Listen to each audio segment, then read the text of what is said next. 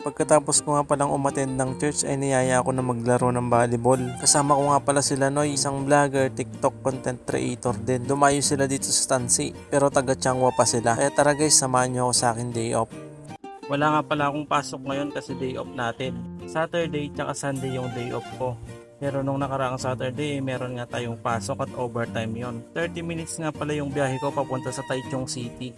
Doon kasi yung simbahan ng JIN. Bali, Christian born again nga pala yung pagsasambahan ko dahil sa Pinas ako. Isa nga pala akong Christian born again. So bali dito nga pala mga guys, fast forward. After 30 minutes yan, dito na din ako sa my church. Iniwan ko nga lang pala dito yung motor ko. Bali, andito na nga pala ako sa may Taichung Park, Taichung City. Ito nga pala yung landmark ng church dito sa, kung meron kayong magigitang overpass, doon na mismo yon. Tapos papasok lang kayo dito sa may building na halos katapat lang din ng Taichung Park. And then pagpasok nyo nga pala ng gate, makikita nyo dito sa 12th floor, Jesus is Lord Church. Kaya kung nandito ka sa Taiwan, kung nais mong mag-church at ikaw ay isang Kristiyano, welcome na welcome ka pong mag-church dito. Pwede ka nga mag-approach sa akin or i-chat mo lang yung FB account ng Taichung Jesus is Lord Taiwan.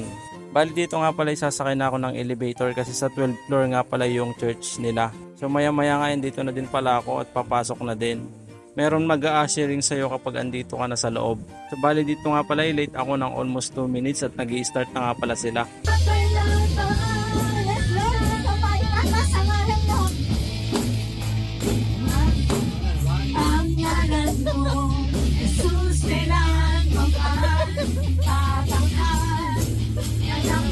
Mapapansin nyo mga guys, sobrang saya maging isang Kristiyano. Sobrang saya din magpuri at maglingkod sa Panginoon. Lalong lalo na kapag aawit ka ng mga tugtuging masasaya. Pansin nyo naman mga guys, no? Kitang kita yung ngiti sa kanilang mga labi. Pagtapos ko nga palang mag-church ay niyaya ako na maglaro ng volleyball. Bali ang kalaro ko nga pala is sila Noy, na isang vlogger din dito sa TikTok. Mula pa sila sa Changwa kaya dumayo sila dito sa May Tansi.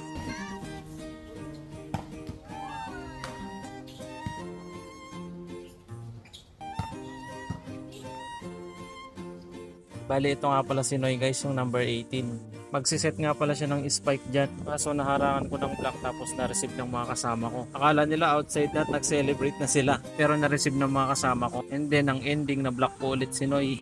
Pero meron akong violation dyan. Kasi nahawakan ko yung net.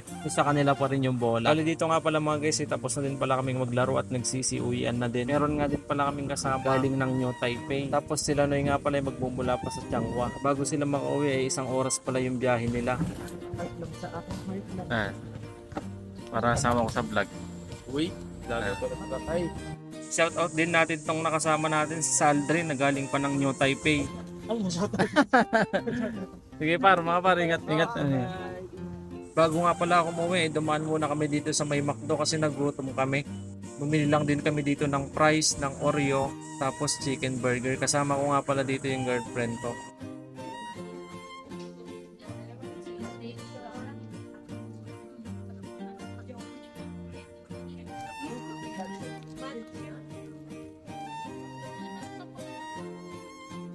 Paano mga guys, maraming salamat sa pagsama ninyo. Hanggang dito na lang pala tong video na to. Mag-iingat kayo palagi. God bless.